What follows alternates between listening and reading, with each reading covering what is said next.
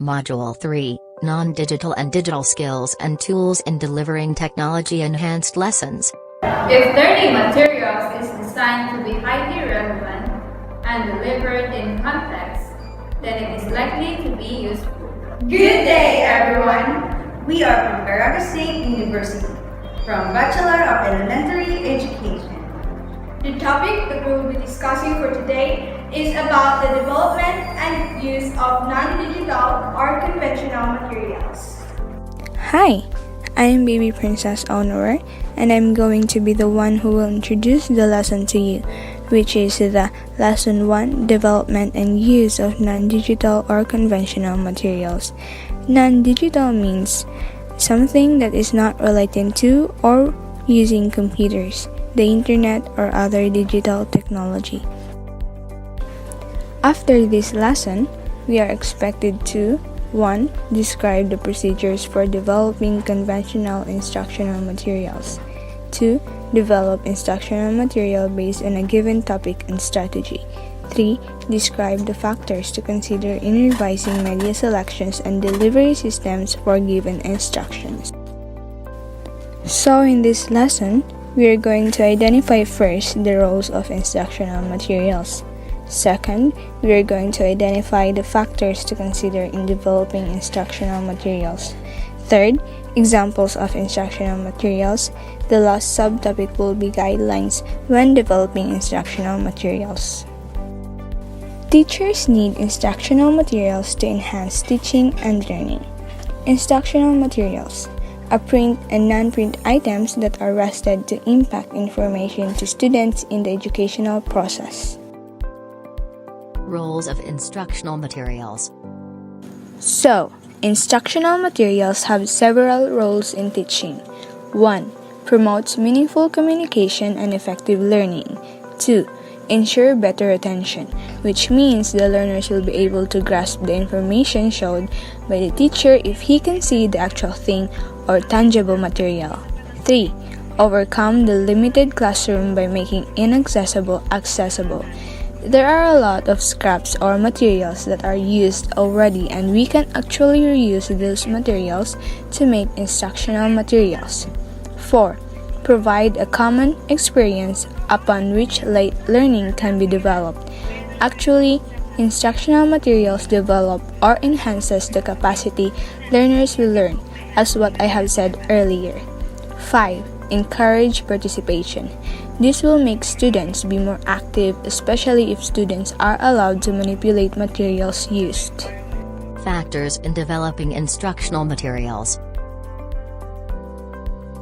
1. Develop a storyboard and working outline based on the subject goals and objectives. 2. Identify existing institutional resources, including materials and teachers' capability. 3. The teacher may research off-the-shelf materials that have been developed by others to determine if their approach could be useful. 4. Explore the possibility of adapting concepts of other teachers without infringing on anyone's copy-protected design. 5. Modify existing materials based on the objectives of the lesson. 6. If the instructional materials are effective, you can share them with other teachers. 7. The teacher developer can also sell her or his materials available. Example of instructional materials. Diorama is a model representing a scene with three-dimensional figures, either in miniature or a large-scale museum exhibit. Here are some examples of diorama that displays nature's scene, desert and forest. Another is a historical time period. The next is nature table, a table which items collected from nature like seeds, rocks, birds' nests, and etc. in order to teach children about the natural world. These can include any items you might find on a nature walk. The next is writing board, a smooth vertical surface to be writing upon using an erasable material large enough persons to read simultaneously. We have two types. First, a blackboard is a hard and smooth board with a dark surface on which you can draw in a white chalk. Second is whiteboard, is a board with a smooth white surface on which you can write and draw using dry erasable pens. Flip chart is a large tablet or pad of paper, usually on a tripod or stand. There are certain ways in using flip chart. First, use wide tip pens or markers so it could be easy for the learner to read what is written on it. Second, print block letters large enough to be read easily at the back. Third, use different colored pens to provide contrast. This makes the materials usually attractive and easier to read. Fourth, you can use headings, boxes, cartoons, or borders to improve the appearance of the page. Fifth, use bullets to emphasize important details. Sixth, have masking tape available to use it around the classroom during group activities. Zigzag board. It is a multi-board series of 3 or 4 rectangular boards. It's a board joined together along the sides by hinges so that they can easily fold it up and carried. The size of this board depends on what you want to use them for. This board could be whiteboard, flannel board, or chalkboard. Wall display. Collections of many types of items and materials put on the wall to make an interesting and informative display. Displaying these items on a classroom wall is well known, tried and tested for educational method.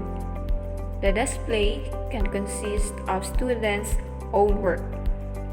In development work, it can be used to convey information to the community. Rope and pole display board. This board consists of 2 parallel horizontal poles tied loosely together with a rope. This kind of display board is extremely useful where there are few solid walls for displaying information. Visual aids you could use with this could be posters and pin it to the rope. Avoid crowded visual with too many words, numbers, or graphics. Instead, the audience should be able to grasp the concept in 10 to 15 seconds.